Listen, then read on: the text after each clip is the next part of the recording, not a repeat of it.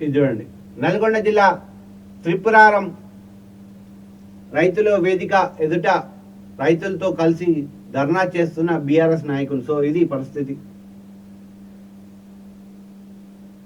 మాఫీ మాయం, 1,00,000 పేర్లు గల్లంతు. సో ఇది అడుగున సర్కార్ మాయాజాలం, ప్రభుత్వం సర్వేలో 1,00,000 పేర్లు మాయం, 31 శాంతికి సమస్యలు గుర్తింపు, కేవలం రేషన్ కార్డు సమస్య పైనే సర్వే. రైతు రుణమాఫీ ఒక మాయగా మారింది. వ్యవసాయ శాఖ తాజా చేపట్టిన సర్వేలో కొత్త కోణాలు వెలుగులు చూస్తున్నాయి. సర్వే నిమిత్తం రైతు వ్యవసాయ శాఖ అధికారులను పంపించిన జాబితాలో అన్ని అర్హతలు ఉండి రుణమాఫీ కానీ లక్షలాది రైతుల పేర్లు గల్లంతయ్యాయి. దీంతో తమ పేర్లు డాటా ఎందుకు కనిపించడం లేదని అర్థం కావట్లేదని రైతులు బాధపడుతున్నారు. అడిగిన ఎవరి నుంచి స్పష్టత రాక లక్షలాది రైతులు ఆందోళన చేపడుతున్నారు. కరీంనగర్ జిల్లా శంకరపట్నంలోని రుణమాఫీ కాలేదంటూ 1,400కు పైగా ఫిర్యాదులు వచ్చాయి.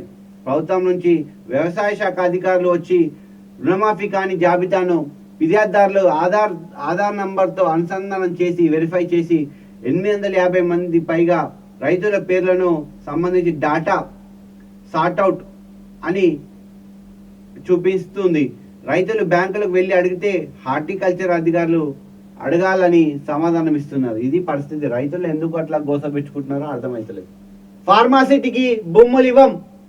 సో అసలు స్పష్టత ఉందా గవర్నమెంట్ అనేది కూడా తెలుస్తలేదు. నిన్న హైకోర్టు కూడా చెప్పింది, మీరు ఫార్మాసిటీ ఉందా లేదా మీరు ఖచ్చితంగా చెప్పండి అంటూ కూడా హైకోర్టు మొట్టికాయలు వేసింది. కానీ ఇప్పటికి కూడా ప్రభుత్వం ఎక్కడో కూడా చెప్పట్లేదు. ప్రాణాలు పోయినా సరే ఫార్మాసిటీకి భూములు ఇచ్చేది లేదని సంగారెడ్డి జిల్లా గ్రామాలకు చెందిన రైతులు స్పష్టం చేశారు.